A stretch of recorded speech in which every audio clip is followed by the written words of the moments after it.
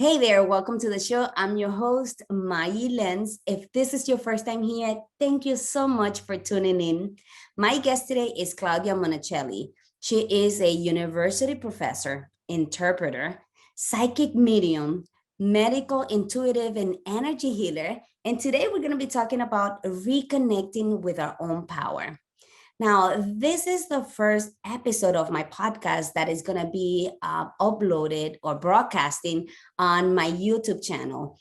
So if you can give me some feedback, I will really appreciate it. I have a lot of people been asking me to do both formats, and let's see how it goes. Let's get to the conversation. Hi, Claudia. Thank you so much for being here with us today. Can you please Thank you. introduce yourself to the audience? Thank you, Mayi, for having me. This is a pleasure. That's because I just love to talk. Me too. Yeah, good. So I'm in good company. Well, let's say a little bit about me. If you can understand someone who likes to talk, what do I do? I'm a university professor, and that wasn't enough being in front of classes, So years ago, I think it was 2014.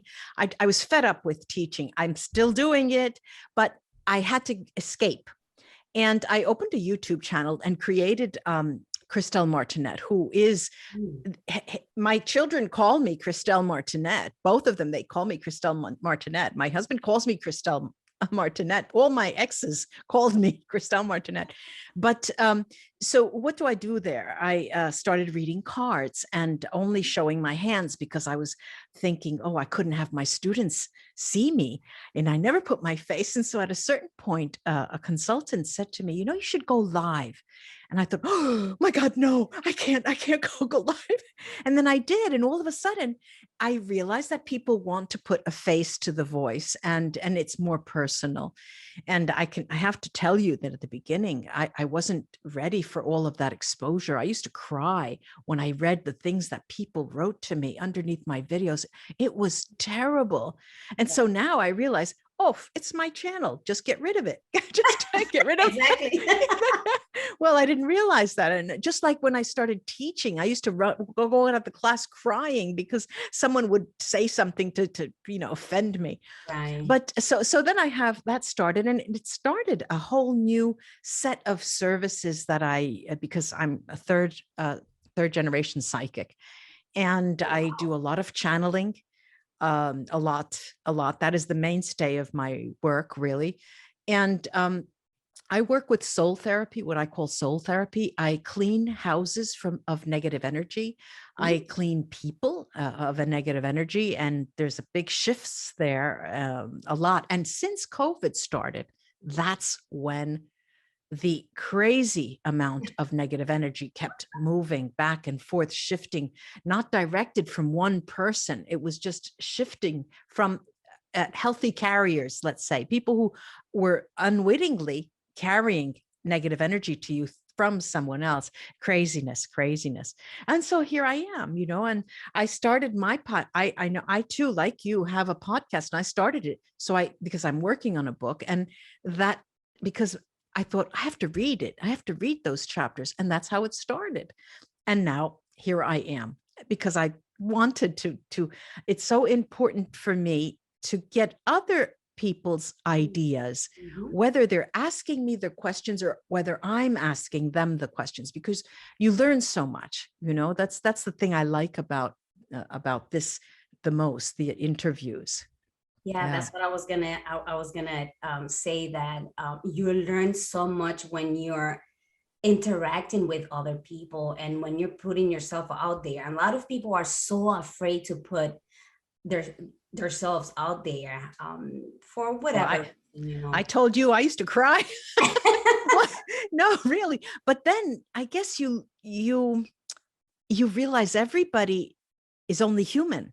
Yes. We're only human, I mean, I have a funny nose, but they have funny eyes, and, I have pimples, or they have creases, I have wrinkles, or my hair is short, and, so what? My hair sticks. Your hair's green. Yes. So how, that is so interesting. And before we go into the superpower and empowering people, how did you, from being an interpreter, because I find that Yes. so Yes. interesting, Yes. how did you become a psychic, Yeah. medium, medical, intuitive, and energy Yeah. healer? How did you transition, and what are the advantages, to working across different industries? Because I'm a Okay. photographer and Oh, I remember also you do told me that. That's videos, right. I know. but Well, look, a colleague of mine, a woman, a fellow psychic, I brought that to her. I said, I know sometimes I feel like no one's going to believe that I do these things. And she said, honey, you never have to limit the light that you have. Let it shine, just let it shine. You could do it. All right. So how do I do it? All right. You mentioned interpreting, and I'm a university professor. I've been teaching conference interpreting with it. This is a habit, wearing these, wearing earphones where one language goes in and the other comes out, like you see in the United Nations, interpreting booths in the booth, or today after post-COVID period, behind a computer screen, but still in the same fashion. You hear one language and you speak another. It being a psychic, which happened to me very young. I was about 4 or 5 years old when I first started seeing images and seeing, and writing about it, journaling about it. What happens is when you see things, okay, I'll give you an example. I was in church. I used to go to church. My family is Roman Catholic. I was baptized, but I'm not a practicing Catholic today. Of course, I have the Bible, I read it, but I have my own source of inspiration, divine inspiration. Okay. I would go in the afternoons when no one was there. And I knew there was no one in church because we lived right around the corner from the church, St. Michael's Church. I would sit there in the pew and I would literally see figures crossing the altar, going from left to right. And they were just like they were on stage and they were enacting a little scene. And I was watching and I could see them, arguing or shaking their hands or saying, come on, let's move, just as if it were a story. Then I would go home and I'd write about it. I'd write it. Sometimes I'd write a little story, a paragraph or 2 paragraphs. Sometimes I'd write a poem that took the shape of what I was seeing. If it was a tree, the shape would be in a tree. And so that's how it started. But the thing is that why I'm saying this is that when I went home and started writing is an interpretation, because of course I saw it with my eyes. If someone was next to me, they would see it with their eyes. And we don't have the same heads or the same thoughts. So it's always a personal interpretation. About psychic work, it literally is the same thing, because if I channel, and I often do that on my YouTube channel, if I channel the spirit, let's say, I think the first person I channeled, the first soul I channeled was Lady Diana. It happened, I think, 3 years in public. I'm saying in public, 4 or 5 years ago, actually. And I woke up and I knew I had to do it. And I was traveling for a conference somewhere, and it was so dark in the room where I was, in the apartment that I was. So all you see is the shape of my head, all the sun in the back. I was in Australia, I think. And I started talking and doing it. And I realized after I watched it afterwards, and with the questions that people were asking me, how do you do that? She's not saying, that's not her. That can't be, and all of these things, all of these comments, I realized that, of course, I was doing the same type of work that I do with the interpreting. I hear something because I typically hear things and I see things. If I have my glasses on, I can see them. And clairvoyance, and and then I interpret what I'm seeing. And for example, once I had there was an Indian Bollywood actress who died when she was very, very young, and when she came, I remember, because many times I don't remember what I say. I'd have to go back and look at the video, but I remember specifically because she was there right with me. She was very tall, very thin, and she had a bodice, a dress that came down to a bodice under her breasts and long.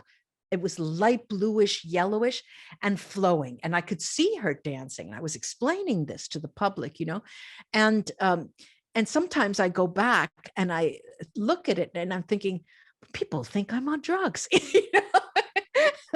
I'm high and I'm like this normally. So that is, walking, let's say working across industries, it is a pleasure. It's a pleasure.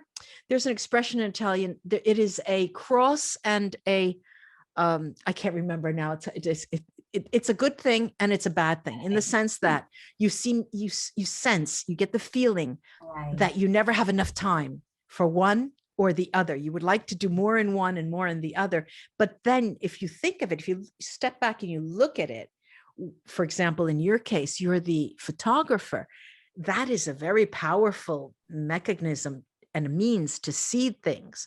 And it's the same as you talking to someone or reading about their curriculum or reading about their life. You see them, and in your mind's eye, you imagine what they even look like, and what they could, how they could move, but these are not just two hats that I have. I'm a writer. I'm an author hat. I have that author hat. And I am a Feldenkrais practitioner, which is, it's all about movement, awareness through movement. And I work with people's voices. And so there's this let's say the most important things in my life are moving. I dance, moving, and speaking, moving and communicating. That probably are the two things. Whether I do it in internet, whether I do it in the classrooms, whether I do it on paper or in interviews, that's it. And you can see I'm just moving. That's usually me. I'm very animated when I'm talking, and I remember somebody said, "Oh no, but that's so annoying," and it's like, then they try to quiet. I was gonna go there next. How did you find your voice in that space, like not giving into that need that you felt to express yourself, and like you said, making those videos on YouTube and just showing your hands? When did you say, no, you know what, this is my voice? How did you find that voice, and how do you help people find their voice and own it? Yeah, one of the episodes of my podcast is called Finding Your Voice. Precisely, I don't remember what episode it was, and I was struggling on paper in one of my chapters when I said voice is the actual tone, the register, what words to use. Do I want to talk academically? Do I want to dumb it down? Do I want to talk as if I'm in a conversation? Finding your voice. And that is one of the most difficult things. Really, I think that is the most difficult things for anyone to do, women or men. Let's try some examples. I think it was 3 days ago, I was talking to a scientist. I had a scientist with me, a real big scientist, one of those but is so humorous and plays with words. And I had him as in an interview, and he started talking about certain things. He talked about the biological origin of success. And I said, well, for me, success is one of the things that brings pleasure to people. Would you agree with that? Oh, yes. And so then he goes right into this. He says back in, and it was almost incomprehensible. I did understand. But then I said, look, come on, dumb it down for me. He said, dumber than this? He said, and he had a way of not being able to probably make it, not make it, thinking that there are people around listening that couldn't understand, Right. And finding the voice is, for me, even through my practice of moving, the voice in movement, that's what, and movement in the voice, is that you have to resonate the sound. First of all, pragmatically, literally, when we're talking about making a sound, means that you have to know be aware of where the air passes in your body. And it uses the entire body, the hips, of course, the diaphragm and the throat, but you have to know and be aware that you're using your shoulders, Body right? language. Yeah. But then when it comes out, what are you actually going to say? And I think that's what you are referring to. How do you find your voice? Where does it come from? When do you say, basta. Now I'm going to speak. Right. It's when, for me, it happens when, at the university, I started arguing with everybody. People were being promoted. Men were being men. Just think of it. Men were being promoted. I wasn't, and I had more qualifications. And I started screaming at my boss and his boss and going, and I thought, this is not me. Let me take a step back. They're inviting me not to do anything. They're actually inviting me to just relax.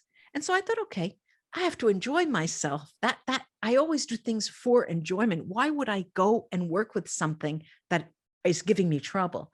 And so Right. that's what started my YouTube channel. And so Mm. the key for me, at least, is pleasure. If I don't like what I'm hearing of my own work or my own voice, I can't do it.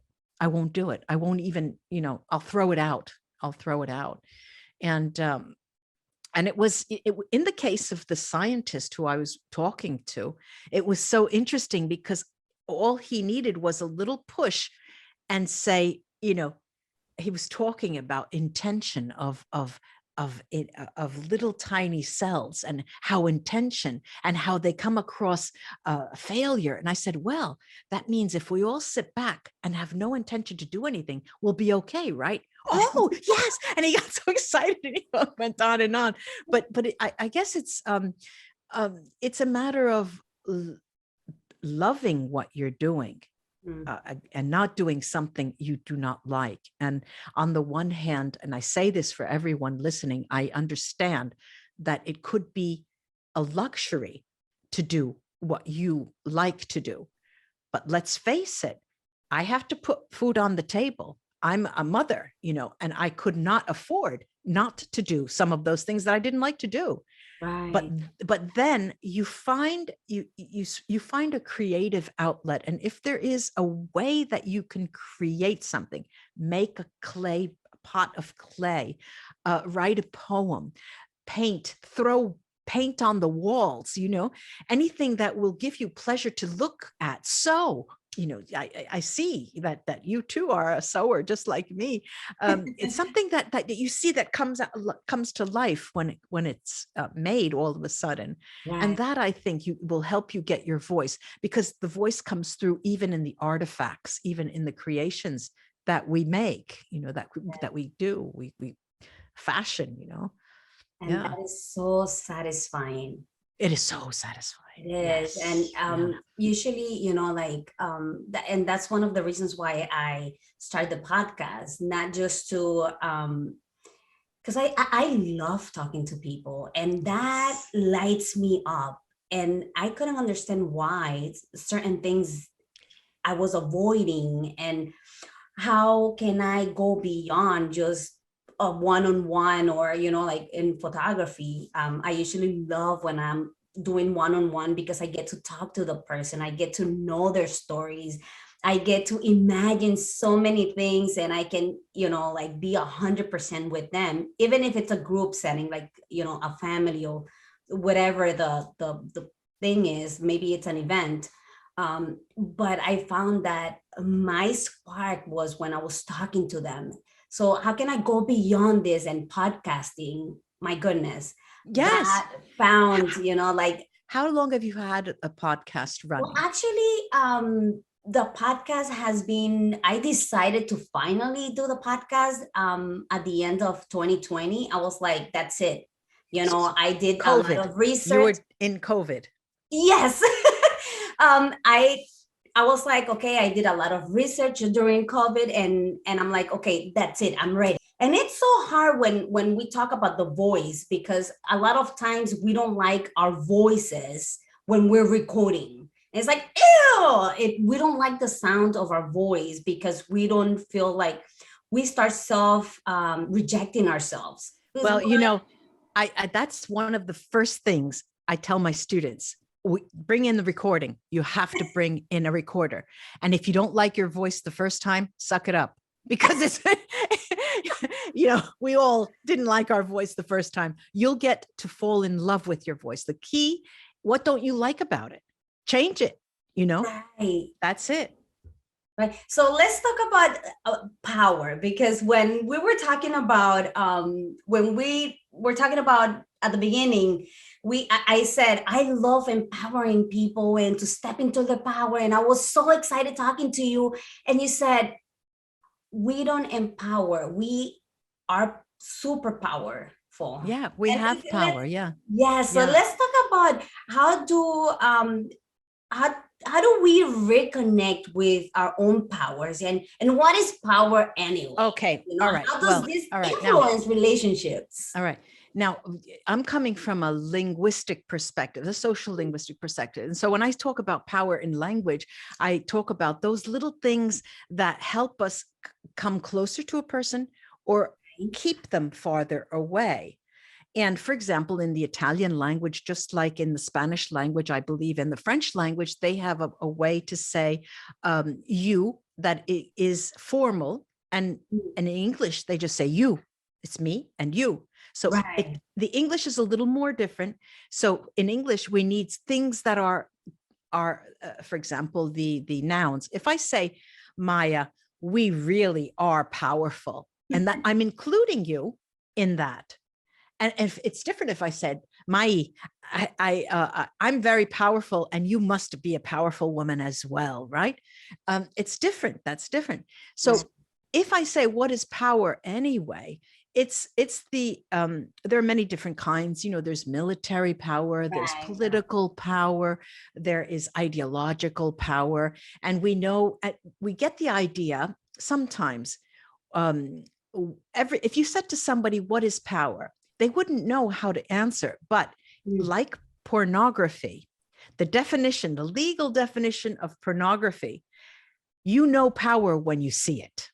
And you know pornography when you see it, in the sense that the way a person speaks and the following that they have. But if we take that and we bring it to women, whatever it takes a woman, if they want to undergo some kind of face surgery to make them feel good with themselves, feel themselves whole, then they should do that. Whatever makes them feel comfortable in their skin will bring them a sense of power. Of course, then ruling, going into a room and not even having to say anything and having everyone turn their heads means that you have some kind of light that they're following, or you have an attitude. In normal language, they say you have an attitude and you know what you want. Sometimes it's the way you carry yourself. Sometimes it's the clothes you wear. Sometimes it's the look in your eyes, the courage to look people right in the eyes. But when we were having the conversation and we were talking about empowering women, I thought it was interesting. You do have power. We do have power. The problem is getting others to understand it as well. Because what women usually find is that, and what women usually think, is that they need to speak a man's language in order for them to understand. And we have our own language. Think, Mayi, women, their menstrual cycles, they can lose blood from 3 to 7 days and they don't die. I mean, that's pretty powerful, and that's strength. That's a really strength. And people should be reminded of that strength. I don't want to go into, the menopausal or the before the menstrual cycle, but we've done our dues. We've gone through that, we do go through that. And so women, another thing that women are very strong at, and one of their superpowers is the fact that they bond. They have the strength to bring people together. It starts in the family, and it is brought on to the workplace, what I call the queen mother. Queens are usually the executive type of person, and they manage an office, and they know how to allow people to do what they like to do. But for her, because the queen, usually the image of a queen, the archetype of a queen is that in a colony, in a bee colony, the queen is nurtured by the bees and prompted to then become a queen. And then the queen nurtures others on the workplace, at home. And so, our figure, and it's difficult because I laugh when I say that, because I remember being 15, 16, thinking, boy, I wish I was a boy. Sometimes they have so much more fun and they could go out, and then after I grew older, I thought we have the best of both worlds, because Yes. literally, we can do whatever we want. Argentine tango. I dance Argentine tango. In the Oh. first lesson, they said the woman has to follow the man's lead. And I thought, I can't do this. I can't. I'm never going to do it. I'm never going to do it. And then the woman, there was a couple, an Argentine couple. She comes over to me. She says, don't worry. We have a lot of options. The most important option is to say no when they invite us. You just turn your head and you don't have to dance with that person. And I thought, oh. And that when she said that, it gave me a little bit of hope. But I want to know what separates women who successfully create breakthroughs and with the ones that struggle. So when those negative voices come knocking on our doors, like, hello, the self-rejections and all those negative, yeah, whether it's coming from other people, whoever, it usually comes from within. When those negative voices come, right? How do successful women, how do they respond to them? Yeah. I call that shadow boxing, when the negative voices come. And a shadow in psychology, it started with Carl Jung, talking about the shadow, the soul's shadow. And there is, let's say, in my mind, let's say, I'm telling you my ideas, of course. So for me, I have to know, let's take tango. I have to know in tango, the role of the man. In English, in Italian, it's the male role and the female role. In English, they say the leader and the follower, which is nice. It's better, I think.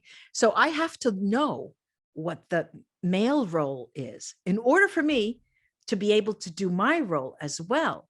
Right. So they're two different things. So let's say that I'm here and I want to write a book. All right. Say, I want to write a book. I have so many things. I have so many notes. I have so many pictures, everything ready to write a book. And then I look, oh my God, what am I going to do? It's so difficult. And then I have to go to a publisher and all of that. And even if I wanted to self-publish, who do I think I am? Who's going to read it? You start all of these doubts.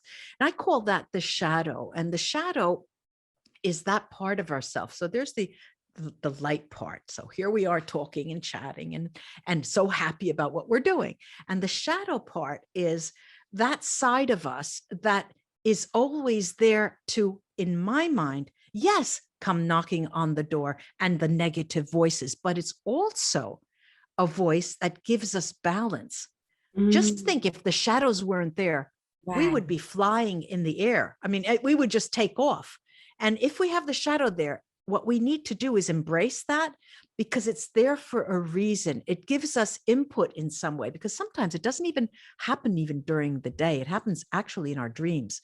We have nightmares of falling, constantly falling, or getting, in a terrible accident, or never being able to run after losing things, and that's the shadow telling you that, yes, there's that's too, but that's also what we have to work toward. Because if you thought, let's go back to my channeling, right? My channeling. How would it be if because when you talk about negative voices, you got a lot of negative souls come in, and I have to be able to push them out. And there's ways that I do that. But what is possible for me, straddling the people of the living world and the people of the spiritual world, is that there is death. All right, we get that. We all have people who have died, loved ones, not so close, very close. And we know what it feels. Grief is very, very serious, and it's devastating. But we all have had that high, that life's high, that wonderful feeling of joy. Now, you could not understand that joy if you didn't have that shadow, if you didn't have the other side, because you need, it's called in philosophy, at least, it's called distinction, distinguishing one thing from another. You know, I know there's white, there's black, this is dark, this is light, and I can tell how light this is in relation to this, you know, and the world is dynamic. We live our life, let's say living is dynamic. So what we're aiming for is not constant bliss, because that's impossible. Life is dynamic. So our equilibrium is dynamic, and it's made of the shadow and it's made of the light as well. So the more we understand that, the better we'll, you know, they knock on the door. Okay, I get it. Open the door, come in, tea, you want some tea, you know, and that's it. Let's think about it now, you know, and then take some notes and get it. But because if you want to do something, it's not really a matter of your passion. It's not how passionate you are, because you asked in the beginning, you said, what separates women who successfully create breakthroughs and ones who struggle? You know, if you think about it, the woman who creates the breakthrough was once struggling. You can count on that. She didn't just break through, you know. Right. And they still struggle. And they still struggle. Yeah. Is that inaction that I was trying to get here, because sometimes, let's say we stop ourselves when the negative voices, but we just stop and we don't do anything about it.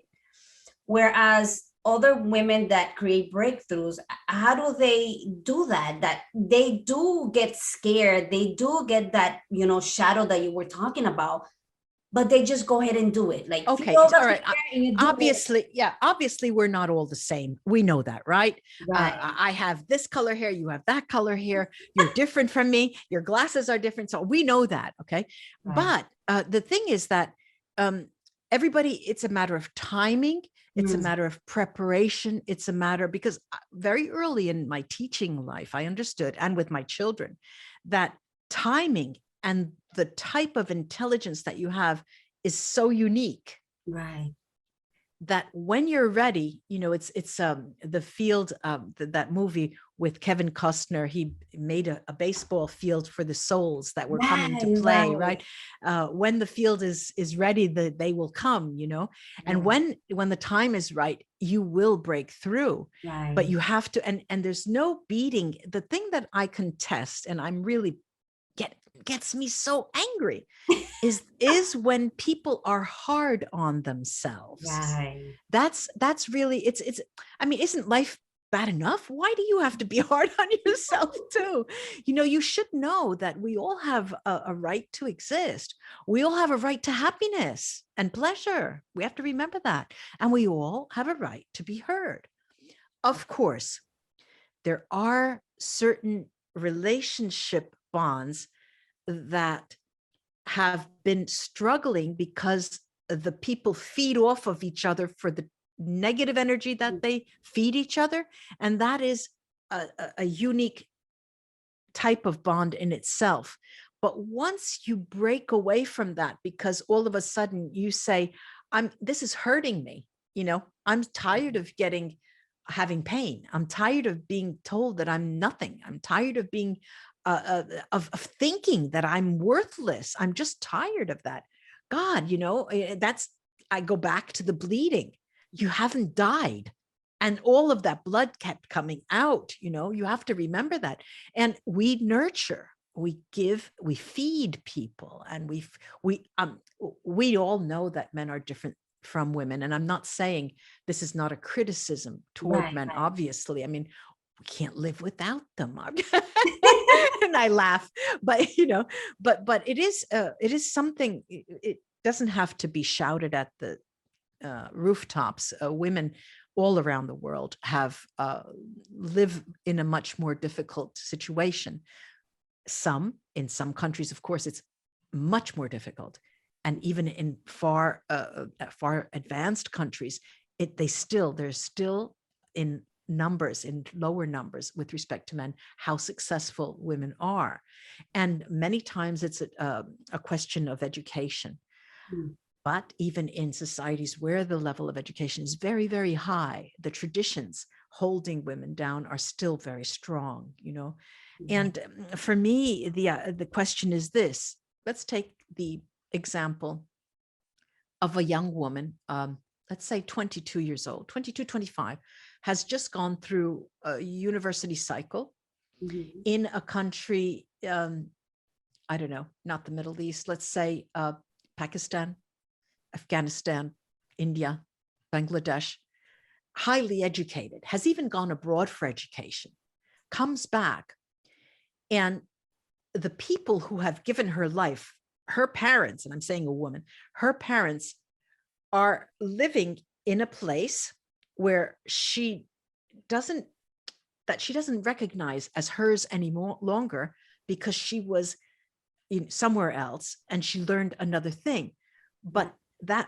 But still her roots are very much tied to these two parents, and her choices will depend on the relationship between the parents and her Mm. in terms of what she wants to do next.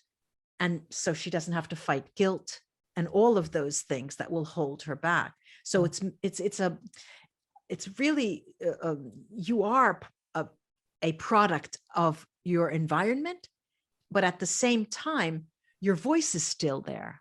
Let's say this woman uh, is an engineer, and she needs to stay in her country because at that time, one of the parents may be ill, or they both may be ill, or there's not very much money going around, or they need her to provide for them, let's say, okay?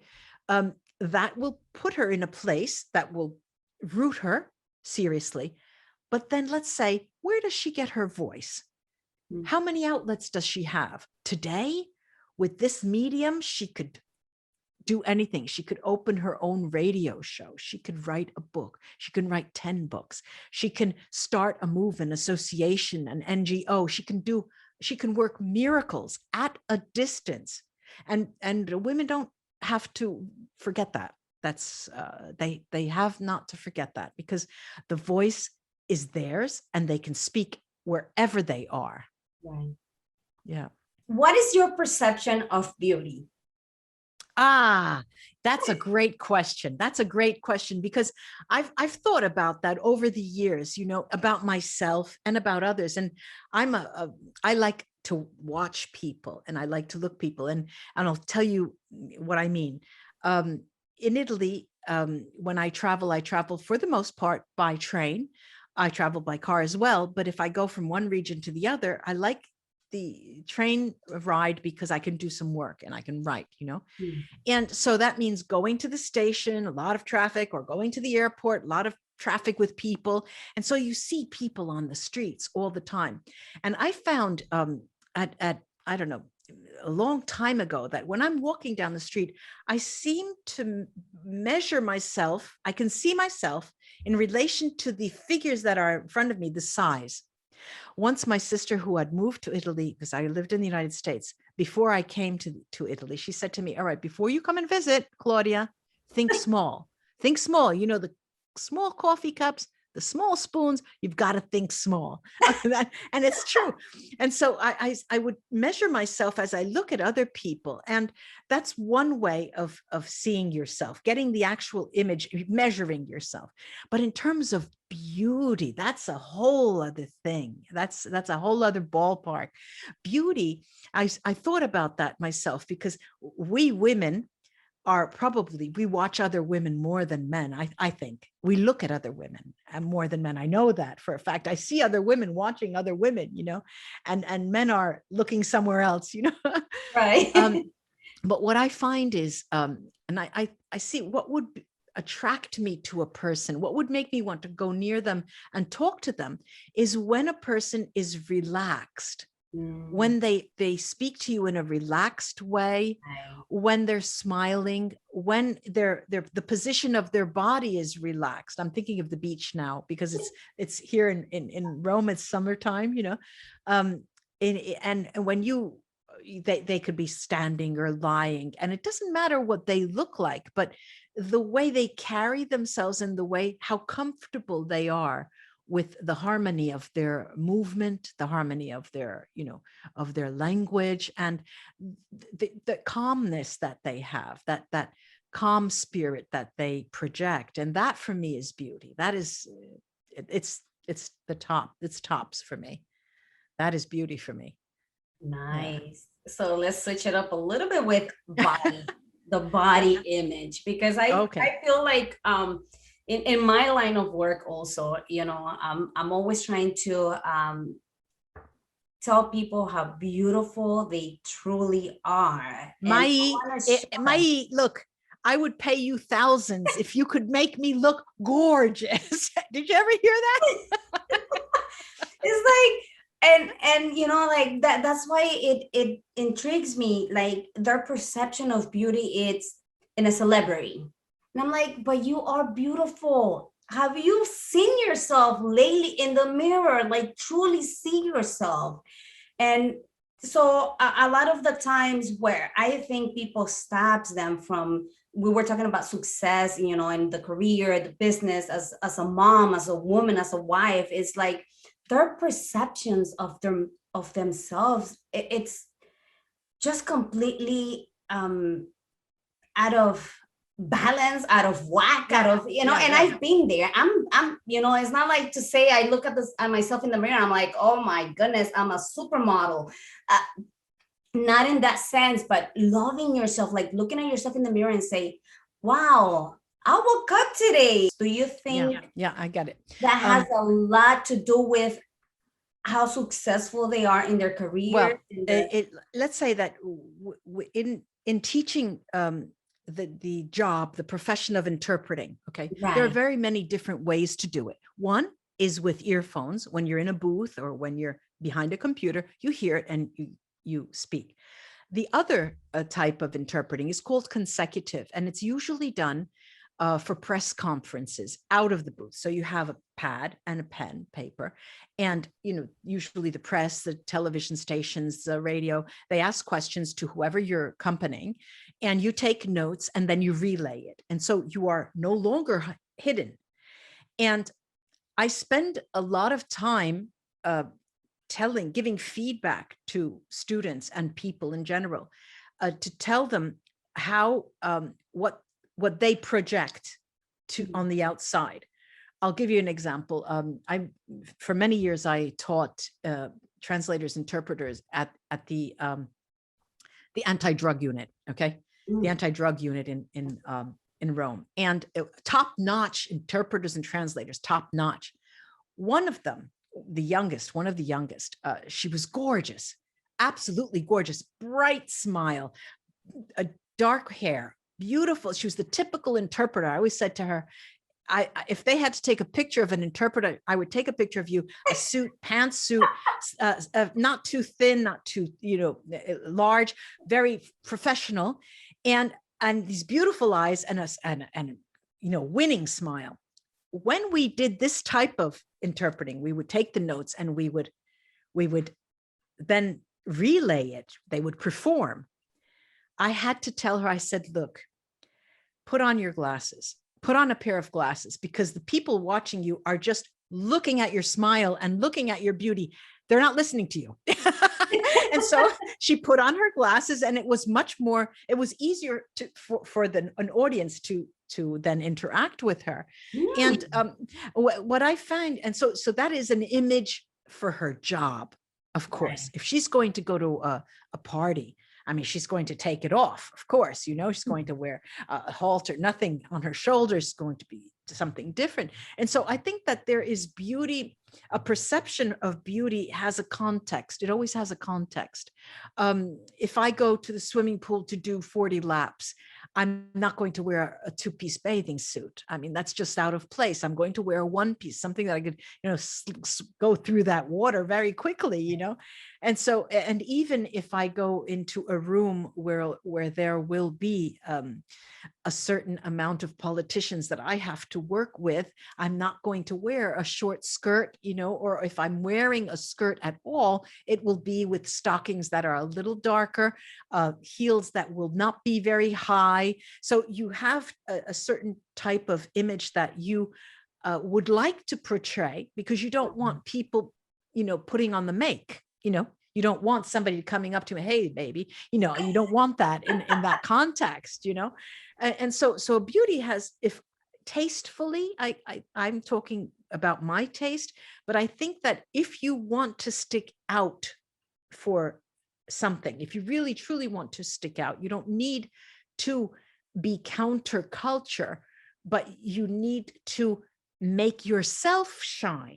What is it about you that is important in that context? You go to, all right, tango, let's take tango. I'm going to a tango, milonga. It's called a milonga, a tango evening. And I've got these beautiful shoes. All right. Okay. I have these beautiful shoes. I don't want people looking at my feet. That's what they do. People look at women's feet because that's where all the beauty is. But I can't go there in a hoodie. I can't wear that. I need to wear certain things that will make the movement flow within a dance floor where there are a lot of other people and we're going in counterclockwise. Everybody's moving that way. And so we have to be in a certain way in a certain time. Having said that, Mayi, I'm not saying that you can't wear whatever you want. No, but I think you really need to consider where you're going and what you're doing. There's a time and a place for everything. Right. And I think a beauty comes out of you regardless of what you wear, actually. Right. And I believe also it's a mindset, because when you like, if you're going to a meeting, and let's say a networking meeting, and the way you dress, the way you look, the way you stand, your body language will make a big difference. But the biggest problem that I find is that it all starts here. Like, if you don't shift your mindset about, like the way you feel, and it makes certain shift, then however you dress, wouldn't you agree that it wouldn't change anything? No, I don't think it would. There are things that happen when you're in public, though, and it happens, and this, we have to bring that in, not only because beauty also is like you said, is in the mind, is in the head, but what other people see are obviously what we look like. Right. But we can pierce through anything that anyone thinks using our eyes and using our voices. That will floor anyone. The way we use our eyes to look at people and is a very powerful tool. That's one of the most powerful things we have. And our voice is very, very powerful. Eye contact. Yes. But we have to be very careful with eye contact. Yes, I know. Italy is one thing. The United States is another thing. Yeah. So being unapologetically you, to me, means being true to who you are and what you believe in, staying true to your core values. In other words, not seeking approval for showing up authentically, being yourself in order to blend in. Is there anything that you are going to stop apologizing for, or something that you stopped apologizing for that took you until the next level, that helped you in your next level in your career, in your business? Well, it is it's an interesting question, because one thing I will never apologize for ever again is my psychic ability. I could remember as if it were yesterday, then husband would be in the living room saying to the children, she's at it again. She has those cards in her hand. And I went in there and I said, yes, I have the cards in my hand. So what? Then they saw how successful my YouTube channel was. And they didn't, of course, obviously, they don't believe the same things that I believe, but they see what I'm capable of, and they see what I do. And I'm not saying, and I'm talking about black magic, but it's the power of your thoughts, really, the power of your convictions, the power of you moving forward. And I will not ever apologize for my psychic ability, ever, ever, ever again, ever. I used to, but I will never do it again. Yeah. Oh, I love it. That is awesome. And I think that's when we step into our power Yeah, yeah, because we are, like you probably. said, goddess. Yeah, exactly, I exactly. love it. I love that. Um, Claudia, how can people connect with you? They can connect with me on I have two websites. One is www.christelmartinet.com, and the other is my name, www.claudiamonicelli.com, which is the writer, author, and movement services that I have. Thank you so much for having me. Thank you.